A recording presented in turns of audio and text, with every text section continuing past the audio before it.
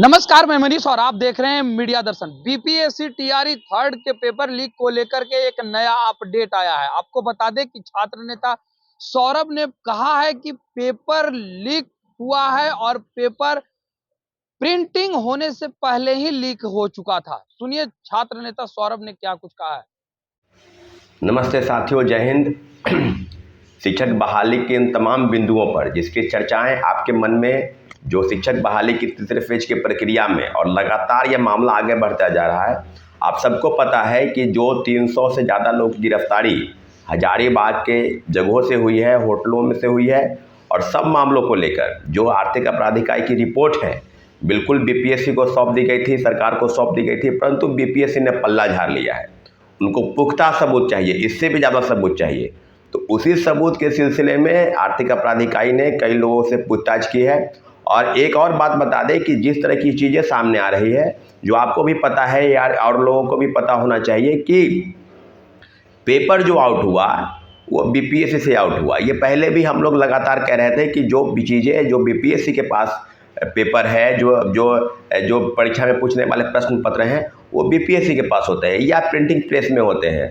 तो strong room से या प्रिंटिंग प्रेस से या परीक्षा के संदर्भ में जो परीक्षा नियंत्रक है, परीक्षा के जो संचालित करने वाले लोग हैं, अफसर अधिकारी हैं या कौन लोग हैं, सभी विषयों पर जो है आपको अपडेट बता दें कि आर्थिक अपराध इकाई की जो उस रिपोर्ट का हवाला देते हुए बीपीएससी को सौंपा गया, उसी रिपोर्ट को वो खारिज कर दी है और अभी पुख्ता सबूत की वो मांग कर रही है। तो आप ही बताएं कि क्या बीपीएससी के उन अधिकारियों की जांच नहीं होनी चाहिए? तो बिल्कुल इसी सिलसिले में आर्थिक अपराध इकाई जल्द ही, मुझे लगता है कि आज ही उन लोगों को पूछताछ के लिए बुलाने जा रही है जिस मामले में बीपीएससी द्वारा प्रश्न पत्र लीक मामले में जब 13 तारीख के दिन ही पेन ड्राइव में क्वेश्चन पेपर दिया गया, उस क्वेश्चन पेपर पर बिल्कुल वो जो स्टिकर होता है, हॉलमार्क होता है और जो चीज़ें होती है, क्यूआर कोड होता है, वो बिल्कुल लगा हुआ नहीं था। जो चीज़ें अब छन के सामने आ रही है कि वो प्रिंटिंग प्रेस में जाने से पहले ही इन लोगों के पास जो है वो सॉफ्ट कॉपी चला गया। तो साथियों, अब जो जिस विषय पे चर्चाएं अब आगे की तरफ बढ़ेंगी वो है कि आर्थिक अपराध इकाई की रिपोर्ट के बेस पर आर्थिक अपराध इकाई खुद आगे बढ़ रही है। कई मामलों में आर्थिक अपराध इकाई को सरकार ने माना है, जब भी कोई घटनाएं होती हैं तो जांच बढ़ बैठता है, एसआईटी का गठन होता है। बेशक आर्थिक अपराध इकाई ने बेहतर काम किया कई मामलों को लेकर। इसके पहले भी आपको याद होगा कि सिपाही भर्ती में जबकि वहाँ के केंद्रीय चयन पर्षद के जो चेयरमैन थे, राज्य के पूर्व डीजी एसके सिंघल, उन्होंने स्पष्ट रूप से कहा कि पेपर लीक की घटनाएं बिल्कुल नहीं हुई है और पेपर लीक क्वेश्चन जो है हूबहू नहीं मिलान हो रहा है। परंतु आर्थिक अपराध इकाई की टीम ने बेशक बेहतर काम करते हुए लोगों को गिरफ्तार किया और इस बात की पुष्टि तक करवा पाई और तब जाकर जो है पेपर लीक का मामला सामने आया। आपको पता होगा 23-23,500 पद के लिए जिसकी जो चीज़ें हैं बिल्कुल आर्थिक अपराध इकाई की रिपोर्ट सौंप दी गई है। एसके सिंघल को पद से हटाया गया, परंतु अभी तक उनकी गिरफ्तारी नहीं हुई है। सभी मामलों में, इसके पहले 67वीं पेपर लीक के मामले में आर्थिक अपराध इकाई की रिपोर्ट के आधार पर ही बीपीएससी ने पेपर को रद्द किया था। उसके पहले सचिवालय सहायक की कई मामलों पर इंटर स्तरीय परीक्षा को लेकर पेपर रद्द किया गया था। सारी चीज़ें बिल्कुल अब बीपीएससी और आर्थिक अपराध इकाई दोनों विभाग सरकार के ही अंग है और दोनों के बीच में मतांतर होना अपने आप आपकी जो लड़ाई को इस प्रकार से दर्शाता है। और कई चीज़ें बिल्कुल सामने आ रही है। सरकार के मंत्रियों का बयान इस प्रकार से आ रहा है जैसे लगता है कुछ हुआ ही नहीं है। 300 लोग की गिरफ्तारी, पूरे देश के इतिहास में एक बार में 300 लोग की गिरफ्तारी, बिल्कुल ये पहली घटना ही है पूरे देश में जब किसी पेपर लीक मामले में किसी की टीम ने, किसी राज्य सरकार की पुलिस इकाई ने एक बड़े पैमाने पर खुलासा करते हुए लोगों को गिरफ्तार किया है। अब मुख्य सरगना के जो केंद्र बिंदु है उसकी जो जांच चल रही है कि सिपाही भर्ती में ये गिरोह काम कर रहा था कई राज्यों से, चाहे उत्तर प्रदेश में भी बालासोर में जो पुलिस की परीक्षाएं हुई और कई परीक्षाएं, इंजीनियरिंग सेवा की परीक्षाएं, उसके पेपर लीक में यही व्यक्ति शामिल था जिसकी बात आज हो रही है। तो फिर कौन लोग हैं वो जिसकी चर्चाएं हैं कि रंजीत नाम का कोई व्यक्ति जो है वो बीपीएससी के अंदर अधिकारी है जो प्रश्न पत्र लीक कराता है आदि आदि चीज़ें। तो बीपीएससी पूरा जो केंद्र बिंदु है जांच का वो बीपीएससी है। बीपीएससी के सारे अधिकारी, मैं पहले से कह रहा हूँ कि प्रश्न पत्र लीक मामले में बीपीएससी की ही भूमिका है। जिस बीपीएससी के चेयरमैन लगभग 1 महीने से वो पद रिक्त रहा हो और किन किन वजहों से क्या है, क्या कारण रहा है और कौन लोगों ने जिम्मेवारी लेकर इस तरह की चीज़ें की। लेकिन इतना जरूर है कि सारी चीज़ें बिल्कुल अब बिल्कुल पानी की तरह साफ हो जाएगी जब आर्थिक अपराध इकाई की टीम बीपीएससी के सारे अधिकारियों और अफसरों से पूछताछ करेगी तो बिल्कुल उस बिंदु पर पहुंचेगी जहां से पुख्ता सबूत और प्रमाण की जरूरत है।